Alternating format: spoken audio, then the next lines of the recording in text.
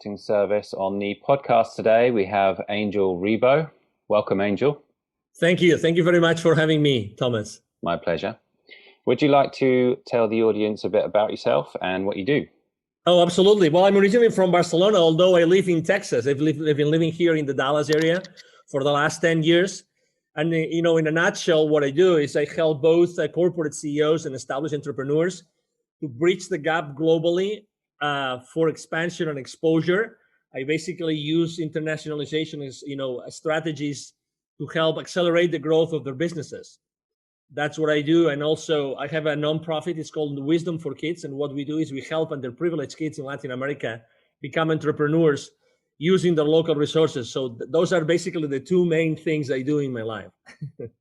Well, on LinkedIn, we've actually had short conversations about that, haven't we? Absolutely. Yeah, I'm very active on LinkedIn. Actually, LinkedIn is I would say the main platform where I conduct my business and my clients' businesses.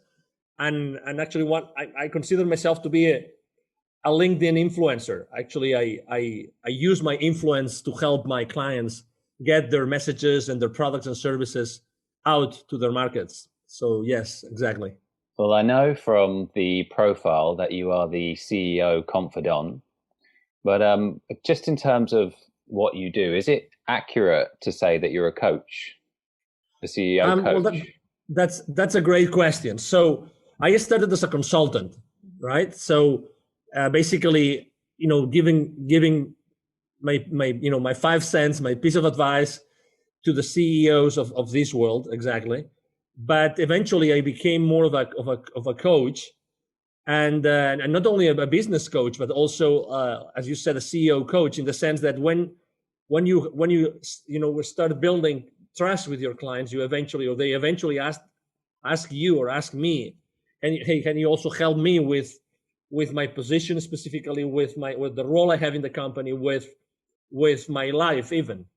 Because again, you cannot isolate the different roles that we all play in our lives, right? We're probably friends, we are sons, we're maybe parents, right? We have many different roles in our lives. It's difficult to isolate them, and as soon as this trust is being built with them, yes, to your point, additional ways of helping my clients and business partners arise.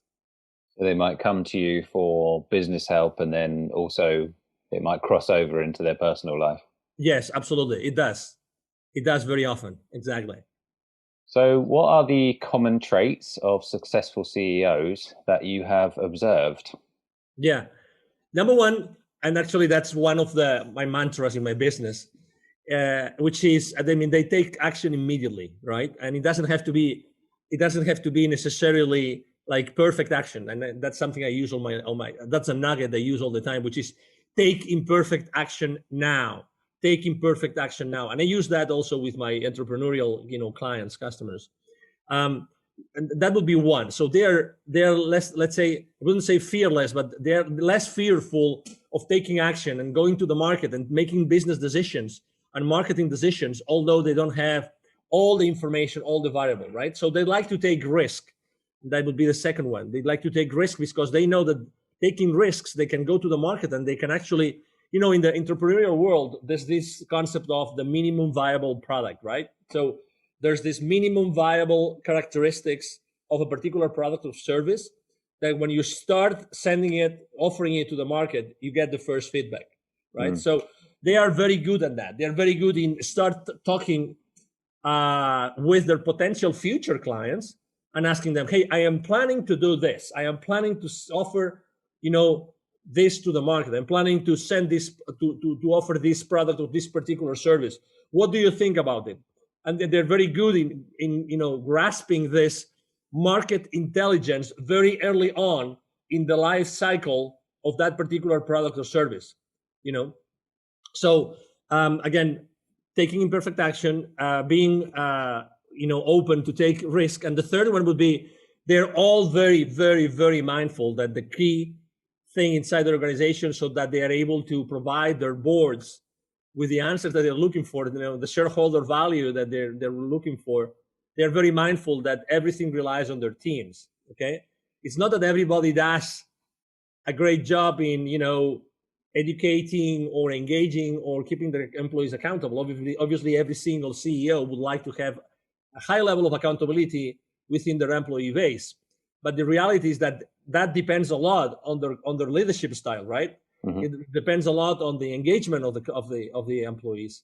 But they are definitely completely mindful that and conscious that their team is everything for them, and every single decision they make as far as growing their team or maybe downsizing it whenever the circumstances make them do that, they are very, very mindful that the talent and everything that they have been developing within their team is the main asset that the company has. So they put a lot of effort in making sure that their own messages, the messages that come from the board, really, really, really go down, not only onto their own leadership team in the company, but to the rest of the employees of the organizations. Those would be my three main traits that I have found throughout my life. The first thing that you mentioned is also something I've heard about billionaires. So they basically looked at common traits among billionaires, and the way they phrased it, which is reminding me of what you said, was they're willing to take action regardless of the certainty of whether it will work or not. So you said it was risk, but I mean, it just makes me think of that because a lot of times we don't know whether something's going to work, but the billionaires or perhaps CEOs in your case, they're willing to take the action anyway. Exactly. And actually, this is also a common trait with not. I work a lot here in Dallas, in the Dallas Fort Worth area, with entrepreneurs, with startups, and very, very embedded, let's say, in the startup world. And I work with business incubators, business accelerators. And something that I find in common all the time is that sometimes people say they really want to go to the market early, but they are fearful of going to the market. They are fearful of maybe talking to the market too early because they have this idea and they want to get, hold on to this idea, this concept, and they don't want anybody to know, blah, blah, blah. I would say, I always tell them the same thing. I tell them, I'm afraid that you're looking at the world from a scarcity mindset, right? Because, I mean, of course, there's this, super multi-billion dollar, ideas like, Uber or Airbnb or many others, right? I mean, I understand that. But regardless of that, I think that it's very important that very early on, you get these early wins, that they give you the confidence to keep moving, to keep, moving forward and doing things. And I like to think of organizations. I sometimes, I have my own like frame of reference in my life. I see the life in a very specific, peculiar way. And I think that both people and companies are just energy. That's how I look at the world. They're just energy. So, a company, a startup, it's just a whole, bunch of energy that is being built by one of many different people. But at the end of the day, you want this energy to get into the market, right? You want this energy to touch the market because it's going to be, benefiting the market. It's going to be, bringing additional value to the market in the form of service or product. It doesn't matter.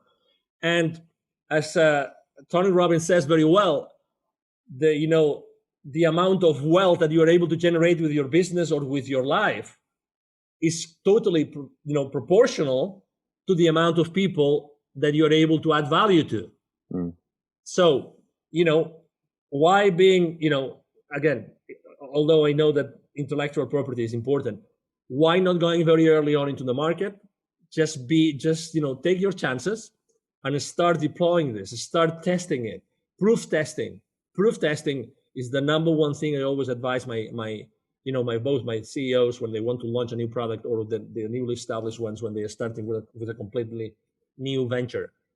Just don't, those precautions, which I understand come from a mindset of scarcity, and not everybody is in agreement with me, but hey, there's enough business, there's enough needs out there in order to fulfill, as much as you would like to offer to them, literally. And if it's not locally, it's going to be in other areas. That's why I'm very strong on internationalization and going international, going global, because there are a lot of products and services that are not only valuable locally, but in many other areas in the world. Well, yeah, so much so. And tell me if this was not what you were going for, but your phrase about the minimum viable product, so much so that it's actually got its own name now, right? So it's in they call it products being in beta. So, we're pushing this out and you're going to be the ones that are testing it, right? Is that kind of what you meant? Yes. It's the concept is exactly is very similar. In the entrepreneurial world, they use this term just because, it's the minimum viable as far as what? Viable as far as you are able to serve a need, right? So exactly, it's the earliest stages of a product or of a service, which is exactly the concept of a beta, right? So you are telling your clients, I'm launching this. I would like you, if you were so kind, to test it along with me, and you tell me the feedback. You tell me what you think about it, so we can move forward. Exactly. I think that the smartest companies do that. They actually reach out to you and they tell you, would you like to beta test our next product or service? I think it's extremely smart, and allows you to have this early on feedback from what will happen down the road. So because you've worked with so many of them, what are the common mistakes that a lot of CEOs make? If I had to mention only one, the most important one is definitely that they don't care enough about engagement. They don't educate their teams enough so that they don't feel engaged, and they don't engage, And if they don't engage, you cannot keep them accountable. So, is that with staff engagement? Yes, exactly. That's definitely the one. And as the company grows, one mistake that I see very often is that they stop being the leaders that they were in the beginning when the company started. So they little by little they kind of start building the ivory tower kind of thing, and they forget about they're not so involved and engaged with the rest of the team. I would say that's definitely the number one, let's say, mistake or challenge they have as soon as they start growing, making sure that they give their teams the right education, so that they really feel that, oh my God, I feel empowered. I really understand that we can do this. Because at the end of the day, we do not have to forget. I mean, you have your own business, Thomas, so we don't have to forget that, or we shouldn't forget that we exist because we put an equity, and we want a high return on that equity. We invested in our business. We invest with our time, which is the most valuable thing that we have in our lives, our time. We invest that time and that money, and we want a return. That's why companies exist, to provide the owners, the shareholders, to provide them with a return, right? That's why we exist. And sometimes we forget that, but what if every single employee was fully aware of the financial implications of their business decisions, right? So that's extremely important. And that actually, it's funny because, as you know, it wasn't the case in Europe, and it's not the case here in the US either. We are not educated, from kindergarten up to 12th grade or high school, we're senior high school. We're not educated on financial, acumen. We're not educated on financial literacy.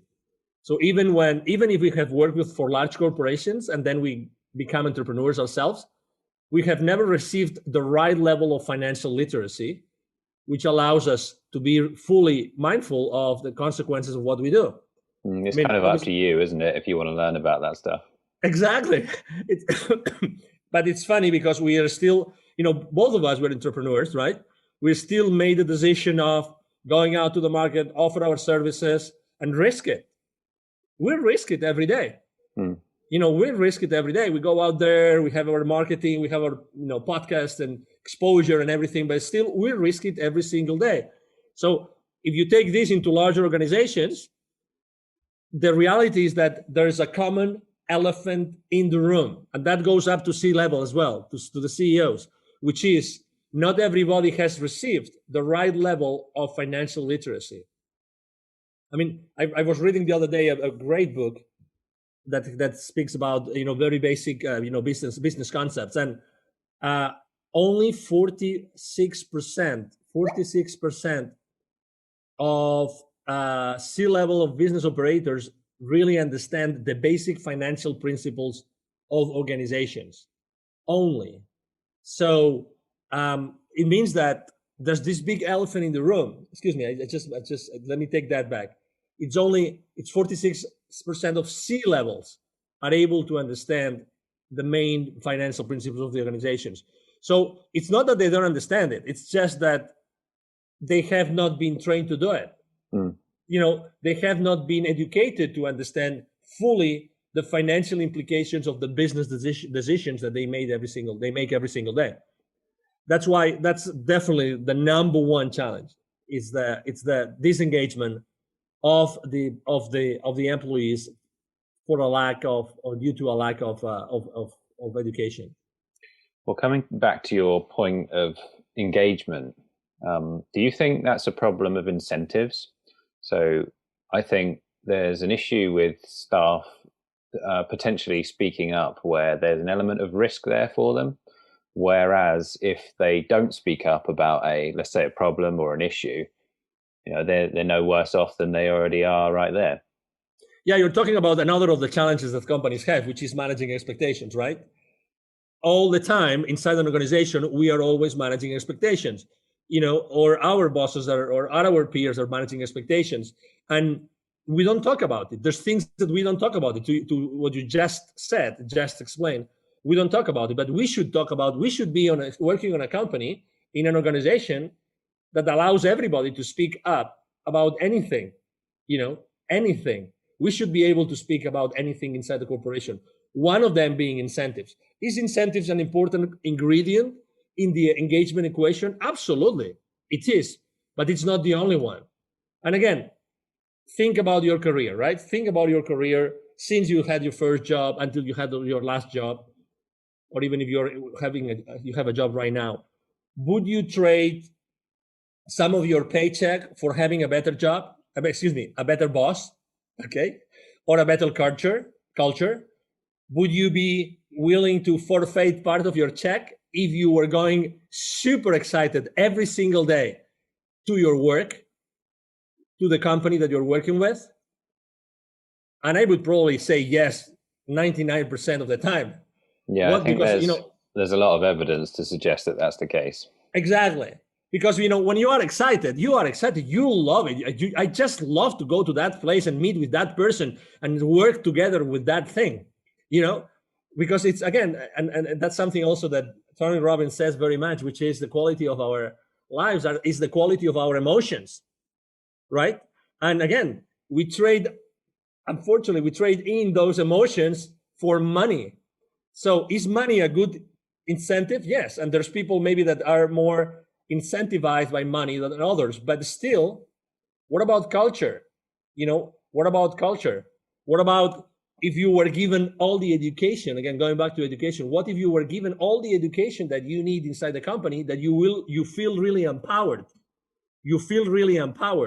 and you feel that you thrive in that organization? Is that going to impact positively engagement? I do feel so. So that's why I believe a lot on very much on money is important, and again, for me also, money is a matter is a form of energy, right? Which is good, obviously, and we have to pay our bills, and we want to buy our houses, our boats, our airplanes, whatever that is. But still, it's the every single day emotion that we go through and experience, human experience, with our feelings and emotions, that really counts. And when you go back home at night, when you explain how was your day, right? If there's someone at home asking you how your day was, even if it is your dog, right? Your wonderful dog that's looking with his beautiful eyes to you, that he's asking you, I miss you, I miss you, sir, I miss you.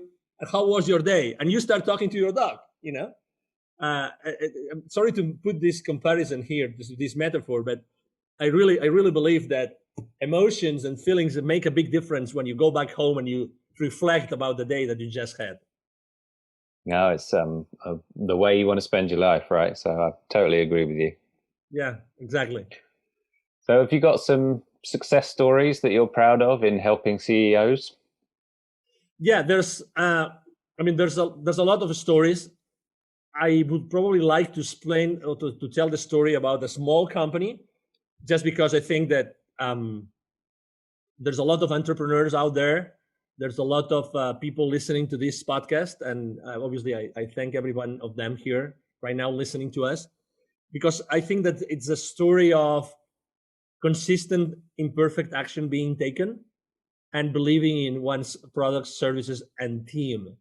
I remember a company that went from literally a few thousands of dollars and having also only 2 employees that I started to work with. I started to support, I started to coach, I started to help them go to the market. I started defining the different, functions of inside the company. And within 2 years and a half, they were already 43 employees, and they were really, really close to $1.5 million in revenue. I like to explain that story because the owners were very young. Mm. And I remember that I was reluctant to start working with them because they didn't have really that much of an experience. The most important experience that they had was in a very large corporation. It was actually an appliances company, both of them. They had different, engineering responsibilities, positions inside that company. But they didn't have management experience. Again, they didn't have management experience. But oh my God, their passion was over the top.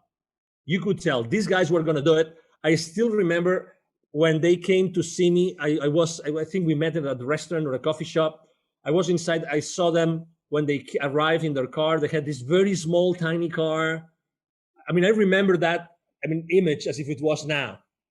But they were with this big smile in their faces, and they really wanted to do that, and they really wanted to work with me.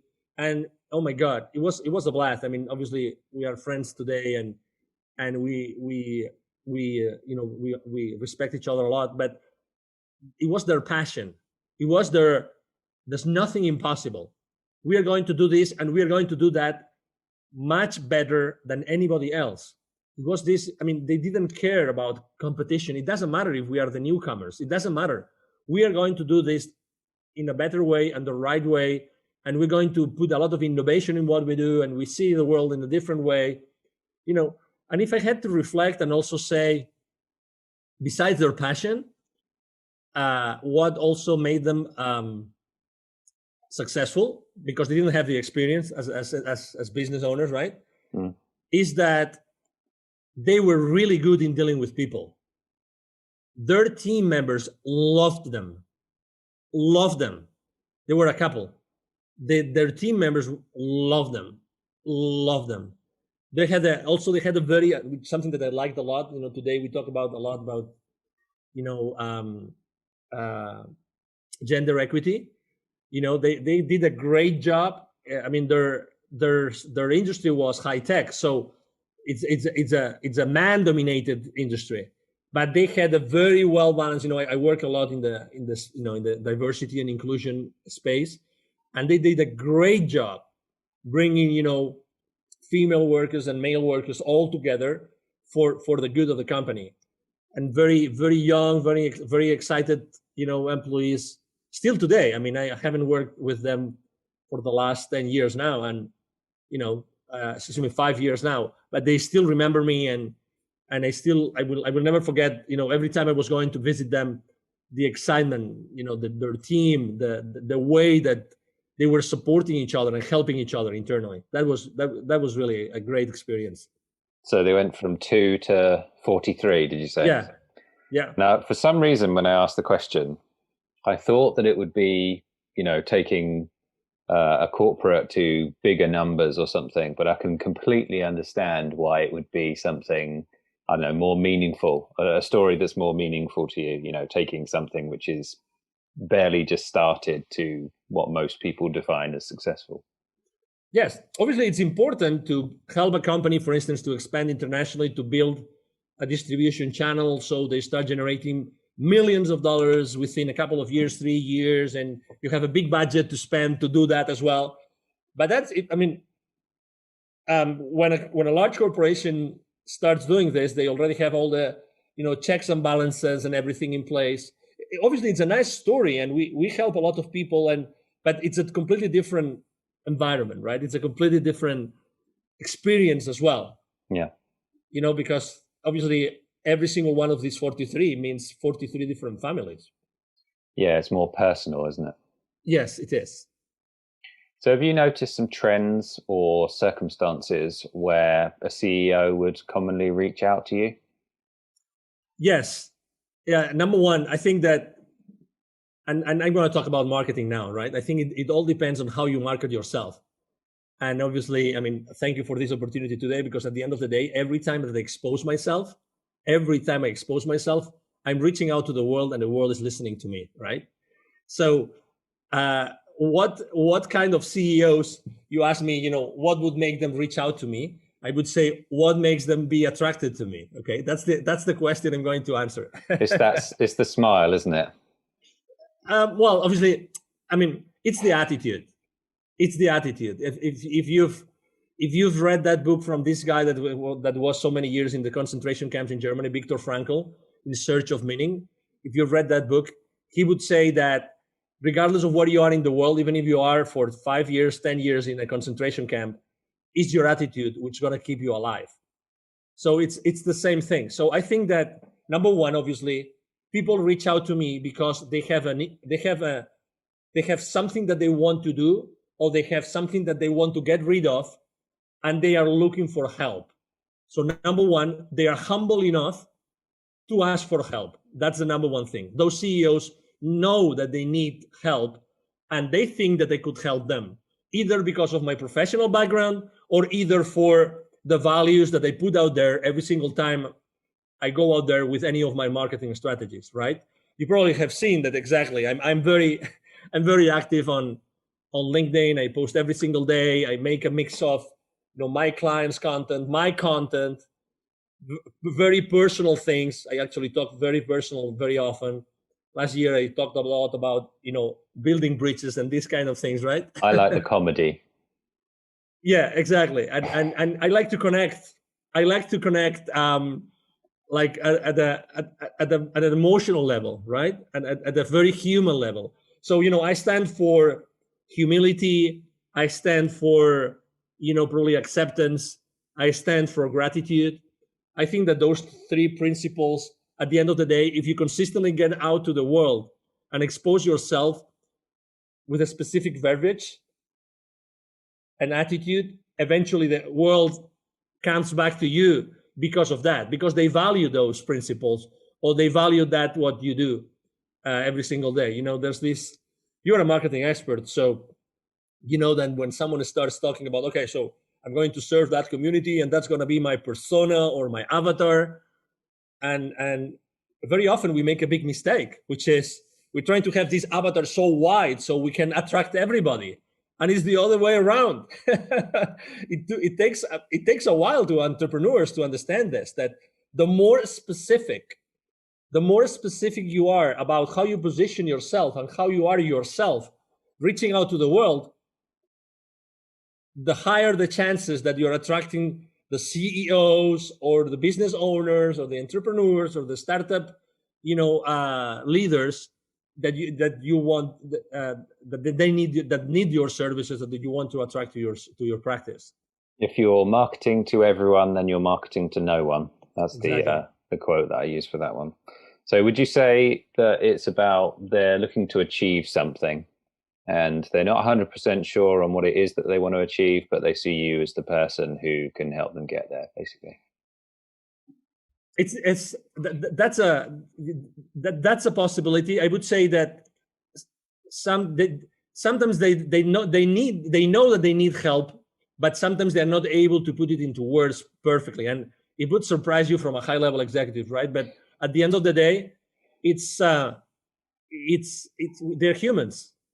They're human beings, and you don't know the circumstances that made that person become the CEO of that organization. You have no idea, right? I mean, you just guess, right? You go to Facebook, you go to LinkedIn, you look at their profiles, right? And you just guess what they went through in their lives, but that has nothing to see. I think that anything holds on paper. Anything. You can justify anything just because of a piece of paper, right? But what is the reality behind that? What is the real concern? What are the emotions? What are the feelings, right? What is the thought process of a person? You have no idea until you start talking to them. That's why I'm saying they might want something, but they don't really know what they need. I'm going to repeat this. They might want something, but not necessarily know what they need, right? So that's why, in the beginning, in the initial conversations with our, potential clients, that's what we do. We try to make sure that maybe what they think that they want, you can provide them because you have been able to understand what they need, right? So they have a sense of fulfillment when you provide them with what they want. Does it make sense, Thomas? Profound. Yeah, it is profound. Yeah, but it is. Yeah, I mean, we are complex. We are complex people. I mean, individually, we are, we are the sons and daughters of all the circumstances that we have lived in our lives. Well, the other thing that your answer made me think of is when you get to CEO level, it's perceived by everyone else that that person's super successful and everything they do just kind of works. But in reality, it's a lot more messy than that. Oh, absolutely, exactly. It's I when I lived in the UK, I learned a term that I have used since, which is orderly disorder. Orderly disorder. Okay, so we would think that CEOs, besides being successful, besides having a nice paycheck, right? Besides all of that, they have a very ordered life. Or maybe they have an orderly disorder life. I would say they don't even get there, to be honest, because most of the time they have had to sacrifice some aspects in their life, some of the roles, in order to be so successful. Okay, so again, we're going back to the same place. It's like when you are a CEO and you go to meet your board, the shareholders, right, the investors, it's like when if you're ever being called, Thomas, to the principal's office, it's kind of the same thing. He's still a human being, or she is still a human being. The CEO is still a human being, and they have to respond to the commitments that they made the previous quarter or the previous fiscal year, right? Whatever the checks and balances are. But again, they are still human beings, and they have had to sacrifice, because how many hours, is it 168, right? Hours a week. So we have 168 hours a week. So that's how many hours we have, all of us. It doesn't matter if you are the CEO of General Electric or British Aerospace, or you are a small business owner, or you are an employee. It doesn't matter. We all have the same amount of hours. So what do you do? What do you sacrifice? Are you obliged to sacrifice? Probably you are too. You are. So are you at the right company as a CEO? That's another question that sometimes I help CEOs to answer. Are you at the right? I mean, what is the toll that this role of yours is taking into your life? What is the toll? Are you willing to keep on paying that toll every single morning when you get into your car and you're driving towards your office? Is that still enough? Is it still paying off? Are the dividends, are your personal and family dividends enough? And for instance, a family is a good indicator, right? Family, kids, wife. This is a great indicator of someone's life, of someone's quality of life. Because, I mean, obviously not everybody feels compelled to have a family, but the ones that do, very early on, they realize that they want to really live the lives of their kids. Otherwise, someone else is going to be, raising them, excuse me. Yeah. Do you find that asking that question, typically, are they in the right role often, or are they often not in the right role as CEO, or in the right company even? Most of the time they're in the right, they are in the right. Well, they think they are, because, I mean, they have been reinforcing that thought for how many years? How many years did it take to them to be in that place? So can you imagine how strong those neuronal connections? Let's talk about thoughts, right, and beliefs. Considering the neuroscientists, the people that know much more than me about thoughts and ideas and beliefs, they say that every single idea is a neuronal connection in your brain. The more that connection fires together, it wires together.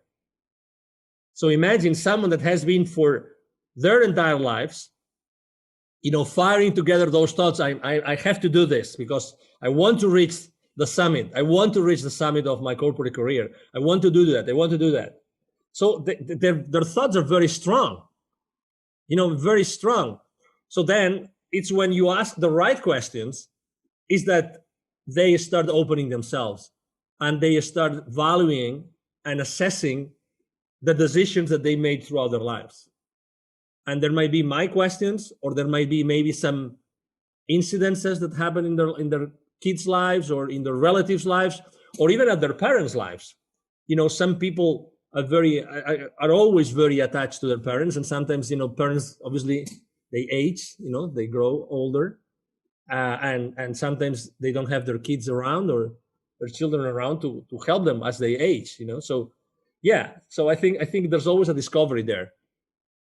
Well, I think that I heard that regarding changing people's minds, the sort of the emotional feeling that people have around changing those beliefs is because in the brain, it's located near the pain center. So it's almost like if I have to change my mind at this point, it's actually going to be painful for me. That's the link that's somehow there. Although I'm no neuroscientist, so that might be completely wrong. Yeah, I don't know about that, but obviously, we are still animals, we are sophisticated animals, and our brain is still, the heritage of this animal kingdom that we originated, initially. And we have to, well, we know that this is, we want to preserve our life, right? That's the main thing. We have this survival instinct, and we still have this survival instinct totally ingrained in our personality, in our character. So a segue into, how did you get into the field of coaching CEOs? How did you start in this? Yeah, so basically, when I started my career in the 90s, actually it was in the moment in which I moved out of Barcelona and I started my work in the UK, that I started to make a lot of phone calls. So my position was an inside sales position at that time, and it was caring about corporate accounts in many different countries in Europe. But the phone calls I was making were from the UK. So I started to have systematically over 1,000 conversations every single week. Okay, so I was having a lot of conversations. We were really a machine. You would say they would be very brief. I mean, not necessarily. I would have like long conversations and very short conversations.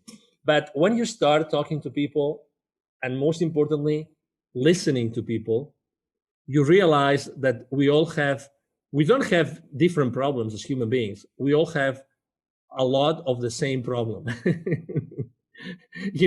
And it's fear for one reason, for another. We feel uncomfortable, we feel unease, whatever that is.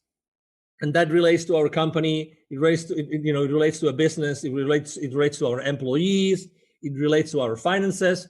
But at the end of the day, we all have the same thing, which is we are fearful for something. There's something that we would like to feel more comfortable about, right?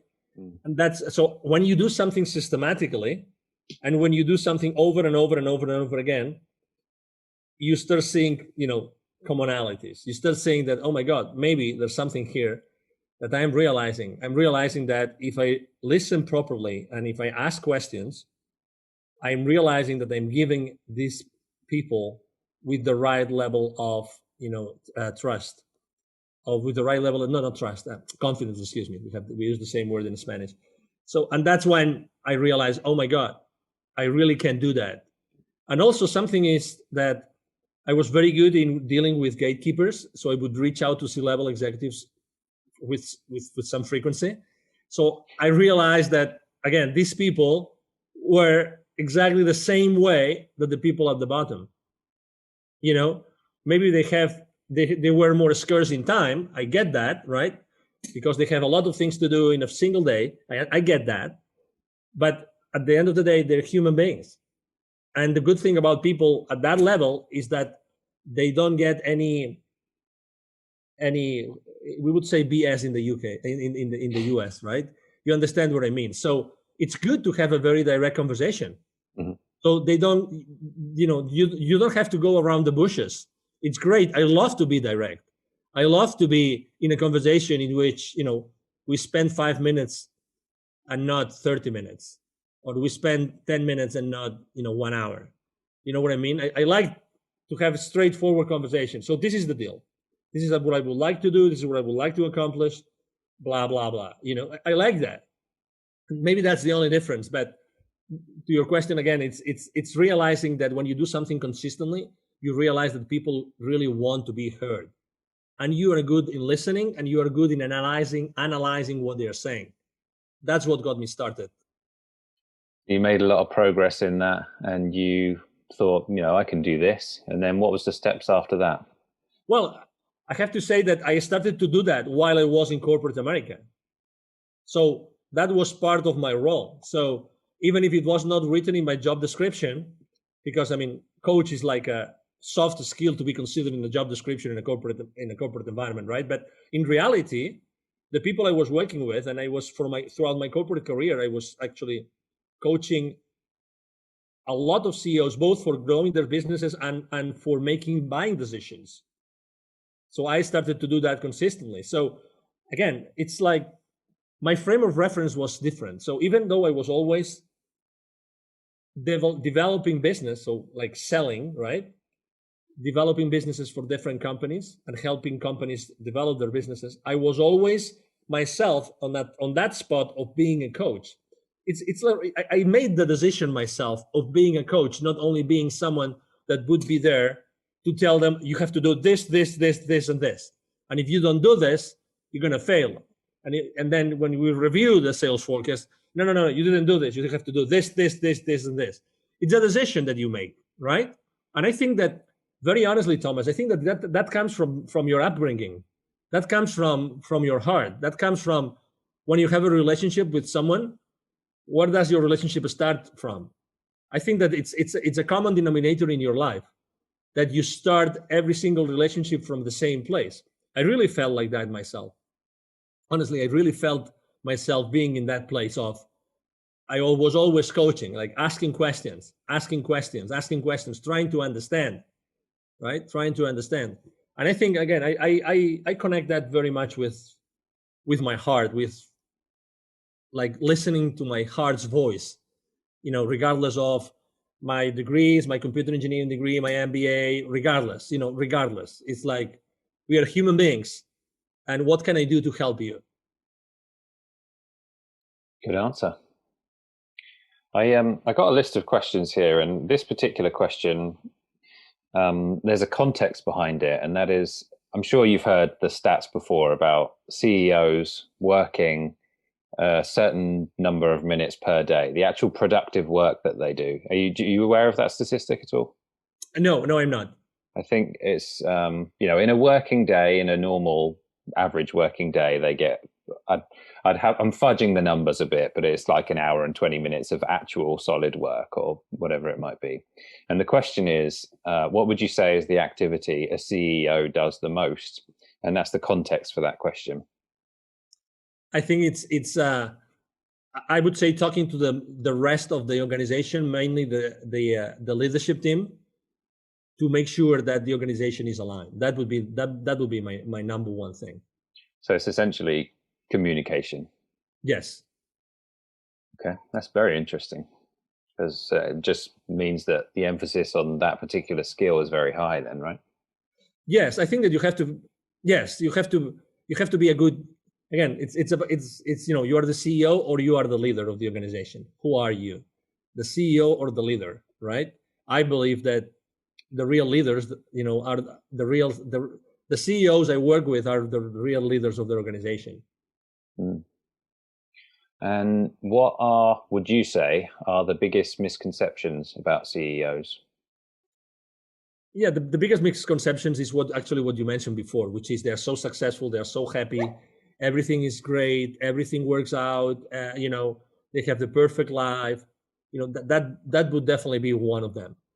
I actually have a very interesting example to mention, which is a real, this guy was running a multi-thousand employee company in the healthcare sector here in the US. And I will never forget what he was telling me. Actually, we became friends, so I meet with him from time to time, and he always tells me I would sacrifice all my wealth, and so that he made an exit of multi-hundred millions of dollars. He made an exit. So the caliber of his wealth. I would sacrifice all my wealth for having the family that you had. Wow. That's a true story. I would sacrifice all my wealth, all of it, for having the beautiful family that you had. Presumably because in order to become a CEO, you're neglecting the rest of your life, right? Mm-hmm. Yes. And So do you, interestingly enough, he's a people's man. In this case, he's a man. I mean, he gets along with people a lot, but exactly, he sacrificed that part of his life, and it's never too late, right? It's never too late, but there's things that with age they become more complicated. so for people who might be watching this that would want to become a CEO, and they're smart enough to be able to know that that's a problem, what would you say to someone who's essentially trying to have both? Put your priorities right. Put your priorities right. I think that you can achieve both, but you have to put your priorities right since the very beginning, and make the different roles in your life support each other. Sometimes we believe that we can only be one thing or another. How can one thing help me be the other, right? So how can you involve, maybe, I mean, there's CEOs that bring their families to their companies. I mean, I don't mean like employees, but maybe they bring them to just to show them things that can help them. They bring their kids because they want their kids to be inspired. So and some others try to keep both worlds very separated, very different, right? Very, one aside from the other, one apart from the other. But I would say that get your priorities right very early on in your career, and number two, and make sure that you always think of your life as a pyramid, that every single stone supports each other. Okay, it's not like every single stone in that pyramid supports each other, and then when you start growing, I think that one of the things that we unfortunately don't do well in life, and that's due to the education that we receive, is that we don't ask enough. We don't ask enough, and I think that's a common denominator inside in the corporate world too, is that we don't set the right expectations, or we don't ask enough, or we don't ask enough questions to the right people expressing what we can do and what we want to do for that organization. Okay, I've seen people progressing inside their organizations, becoming the CEOs, and those were people that were obviously, they were very passionate, they were very clear, they were very focused, but at the same time they were asking the questions, and they were asking that they wanted to do some things. We tend to be, in general, asking questions aloud and to be exposed is not properly valued, socially speaking. It's identified as you don't fit in because you ask that uncomfortable question. I think that we all should. If I started my life again, all right, if I started my life again, I would probably ask more questions and continuously ask questions and ask to receive. And there's a universal law here, which is the law of reciprocity. I think that we don't receive enough because we don't ask enough. I think there's probably also an issue there with, I think that human beings feel like they're more transparent than they are. And I don't know if that's a psychology issue from when you're, when you're brought raised, and you think your parents seem to know a lot, and you think that everyone else seems to know what you want, but in reality, people know very little about what you want, right? Well, let me tell you a very simple example. You're going with your parents to see some relatives or some friends, and what's the first thing that your parents are going to tell you? Most likely, don't ask for anything unless you're being offered, because it will be considered as rude, right? And I used to think like this before. I mean, I remember my mom telling me, please make sure that you behave, make sure that you don't do this, you don't do that, you don't do that. How many don'ts compared to the do's would your parents tell you when you would visit some relatives? So there's this sense of fitting in that I think is too strong in the world today, and that makes us not ask in order to receive, to be very honest. So, would you ever coach someone to go from an existing lower job to becoming CEO, or have you ever done that? That's a great question. I haven't done that. I've seen people around my clients in the organizations I've been working with, but I haven't personally done it. But would I be able and willing to do it? Yes, because I've been able to help people at different levels of the organization, right? So, but going back to the marketing thing, you have to be very focused on what you do, right? So, could I do that? Could I offer someone to do that? Yes. I have not offered it as a service. I have not publicized it. I haven't, throw it to the world out there.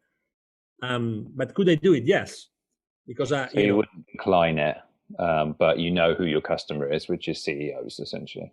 Yes. So I wouldn't decline such a request from someone. If someone asked me to do it, I wouldn't say no. I would say yes, because also I believe that you have to always. I mean, even myself. I mean, I put myself out of my comfort zone every single day because not because I like to feel uncomfortable, but because I just like to test myself. It's like a podcast interview. Actually, you don't know what the host is going to ask you. Even if they provide you with a list of questions, it doesn't matter. Still, there can be a lot of different questions which are going to be asked, and maybe you are not comfortable answering. I believe that every single podcast interview I'm giving, it's a growth opportunity for me. Totally. Well, they can. I mean, questions in general can get you thinking about stuff that you hadn't otherwise thought of before, right? Yeah, exactly. So I know you mentioned Tony Robbins. Who are your mentors? Yes, so I haven't really had mentors in my life, like mentors, one-on-one mentors, but I have had like generic mentors as Tony Robbins. I consider him, maybe I don't consider him a mentor, but I consider him someone that for a couple of years he made a huge impact in my life. It coincided with my relocating from actually Latin America to the US. I went to a Unleash Your Power Within event by Tony Robbins, and it was so intense, and he mentioned several concepts that changed my life forever. So that's one of them. The other one is Dr. Joe Dispenza. He's a neuroscientist. Dr. Joe Dispenza is a public figure as well. He does thousands of people events, and I like a lot because of what I do. I like a lot to study the science behind the behavior of people. I like that a lot. A lot. And then I consider myself very spiritual in the sense that I'm always looking for additional answers to what's going on in the world, what's going on in my life, what's going on in the universe, these kind of things, And when you are trying to find those answers, so there's a whole bunch of people, I have a list of affirmations that I use every single day. I try to sing and I try to dance, those are my mentors because I'm a very high energy guy.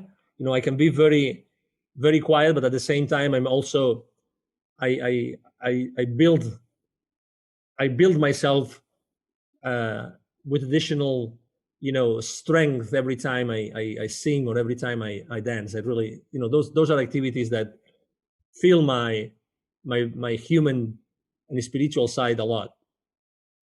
Well, I like the story about the UPW event.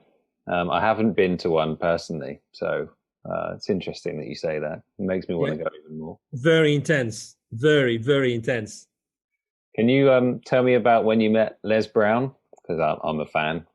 Yes, of course. I sit on the board of an organization called Evolutionary Business Council, and I we are basically a group of very highly influential people in the world. We are like almost 600 million people altogether of outreach. And we are only 320 people in that organization, but that's the combined outreach that we have. And we very often invite people like Les Brown, and he's actually a member of the organization. Okay, so we invited him, and we were together in Costa Rica, and we had a blast. We were like 4 or 5 days together. It was a very small event, and we became very close. I mean, we have now common friends, and there's people that in his team, and he is actually I have interviewed him for my activities. I remember one time I did a telethon, like a 22 hour straight of live interviews on Facebook, and one of my interviewees was actually Les Brown. And since that was 4 years ago. That was 4 years ago. You've probably seen the picture online, my picture with him, right? And we've been in contact. I met his son then also as well. I met his daughter. Yeah, he's an extraordinary human being with a great team. I've quoted Les Brown many times, so yeah, I'm a big fan as well. Yeah, but yeah, great story. I've been doing our podcast. I did a little bit of research, and can you tell me about your goal to help 810,000 kids to become entrepreneurs? Yes. So when I started, Wisdom for Kids, basically I started assessing what's the need in Latin America, and the need is very clear. There were 81 million kids in Latin America in 2012, according to UNICEF figures. So I had when I was living in Latin America, I lived in Latin America for 10 years. When I was living in Latin America, I was seeing the poverty all over the place. So when I left corporate America, I decided to start with a couple of friends. I started Wisdom for Kids, which is the foundation that I'm the president of, and I co-founded. And what we do is we help underprivileged kids in Latin America become entrepreneurs using the local resources. So basically, I saw this huge opportunity of helping kids with my entrepreneurship skills and my friends' entrepreneurial skills, and also to connect those worlds, the worlds of the very highly influential people in Latin America I had met when I was coaching, because I coached a lot of people in Latin America, a lot. I lived there for 10 years. And to bring this world down or in connection with the most underprivileged people in the world, which are the kids, right? And then, everything started. So we have held more. We had to stop activities last year, but we have held more than 1,000 families with their kids in different areas, mainly in Mexico, because it's the closest place here to the US. And yeah, it's extremely, it's one of these places in which I recharge my batteries. I get totally knackered because I really work really hard, and I do a lot when I go myself and deliver the training, the workshops, the inspiration that we give those kids. I really empty myself of physical energy, but from a human spiritual energy, I fill up totally by doing that and going to very underprivileged areas and indigenous communities, these kind of things. That's amazing. Congratulations doing Absolutely. that. Thank you. So, one thing I have noticed from your LinkedIn activity is that philanthropy very important to you. Mm-hmm. Yeah, very much. Because I have been volunteer for local hospices here. I always think that we can do so much more with our time. It's like getting your priorities right. I really think that, as opposed to be And I do that a lot because of my business, but as opposed to be on social media or on TV, you can do so much more to make this world a better place, this world a better place. So yeah, I have helped a lot of people. I have helped a lot of companies. I've been pro bono with a lot of organizations. I've sat on the board of organizations for free. Yeah, I mean, I think that the world, there's a lot of differences. There's a lot of, inequities. Let's put it this way. And some of us, and you are definitely one of them with your podcast, we want to help. We want to be inspiring the world every single day, so. Well, thank you very much for all the value you've given on the interview. And can you Absolutely. tell the audience where the best place for people to find you is? Absolutely. Yes. As you mentioned before, my brand is the CEO Confidant, and my name is Angel Ribo. So the easiest way is to go to LinkedIn because I'm very active. I answer all the messages there. And then my email is very simple. It's Angel, ANGEL, at Angel Ribo. Ribo spelled as RIB as in boy O, Angel at angelribo.com. That's my email address. That's the easiest way to reach out to me. And Thomas, I wanted to say thank you very much for you allowing me to be here to speak to your audience, and for having such a great conversation with you today. It's absolutely my pleasure, and I will speak to you soon. All right. Thank you. Thank you very much. Bye-bye. Bye-bye.